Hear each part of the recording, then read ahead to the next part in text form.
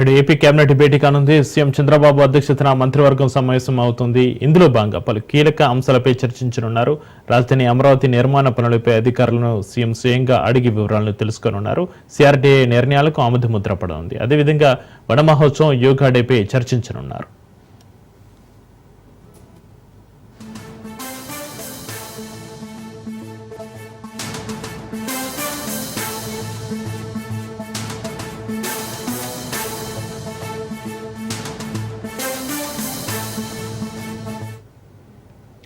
నేడు AP cabinet భేటీ కానుంది. CM Chandrababu అధ్యక్షతన మంత్రివర్గం సమావేశం అవుతుంది. ఇందులో భాగంగా పలు కీలక అంశాలపై చర్చించనున్నారు. రాజధాని అమరావతి నిర్మాణ పనులపై అధికారులను సీఎం స్వయంగా అడిగి వివరాలను తెలుసుకోనున్నారు.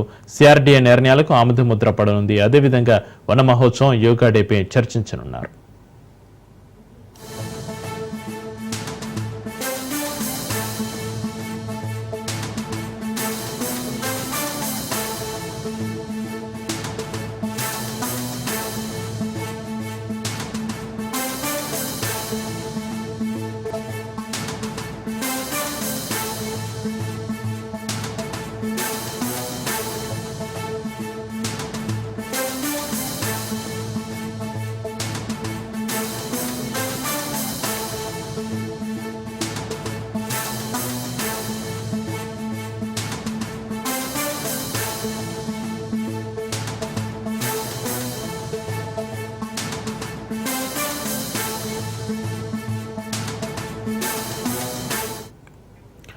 బ్రేకింగ్ న్యూస్ చూస్తున్నాం. నేడు ఏపీ కేబినెట్ భేటీ కానుంది. సీఎం చంద్రబాబు అధ్యక్షతన మంత్రివర్గం సమావేశం అవుతుంది. ఇందులో భాగంగా పలు కీలక అంశాలపై చర్చించనున్నారు. రాజధాని అమరావతి నిర్మాణ పనులపై అధికారులను సీఎం స్వయంగా అడిగి వివరాలను తెలుసుకోనున్నారు. సిఆర్డీఏ నిర్ణయాలకు ఆమోదముద్ర పడనుంది. అదేవిధంగా వన మహోత్సవం, యోగా డేపై చర్చించనున్నారు. ఇక నేడు ఏపీ కేబినెట్ భేటీకి సంబంధించి మరింత సమాచారాన్ని మా ప్రతినిధి వాసు ఫోన్లైన్లో అందిస్తారు. వాసు. Thank you Chakri. ఈ రోజు 11 గంటలకు ఏపీ కేబినెట్ సమావేశం జరగనుంది. ప్రధానంగా చూసుకుంటే కనుక ఈ ఏపీ కేబినెట్ సమావేశంలో 21వ తేదీన ఏపీకి ప్రధానమంత్రి మోడీ రానున్నారు.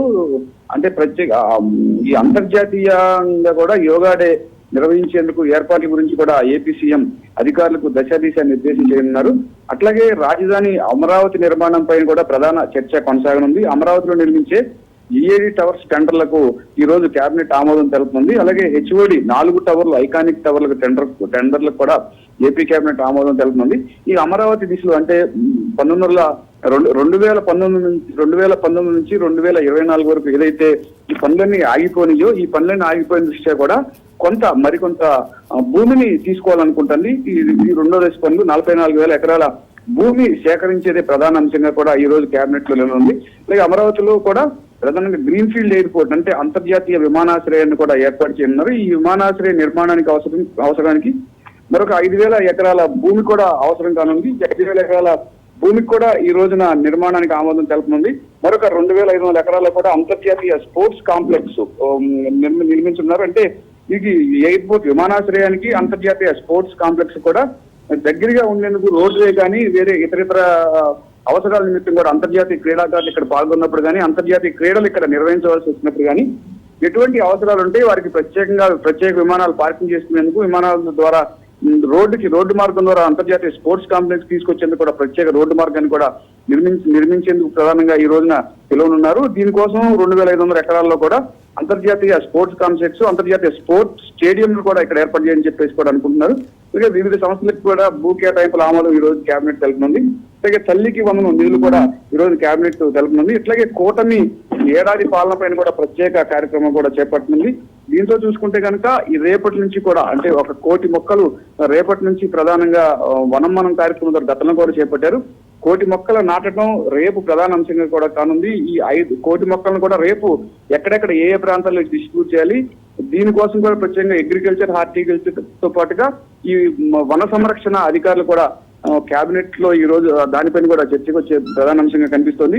అలాగే యోగా డే నిర్వహించుకుని 14వ తేదీన కూడా ప్రతి మండల హెడ్ క్వార్టర్స్ లో కూడా ప్రత్యేక కార్యక్రమం చేపట్టనున్నారు.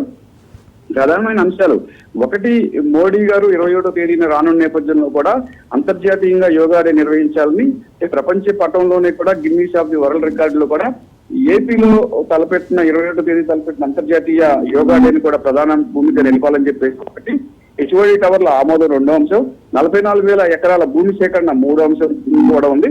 అలాగే ఇంటర్నేషనల్ ఎయిర్పోర్ట్ ప్రధాన అంశంగా కూడా ప్రధానంగా ఈ రోజు చర్చకు రానుంది. Chakri. Right, thank you Vasu.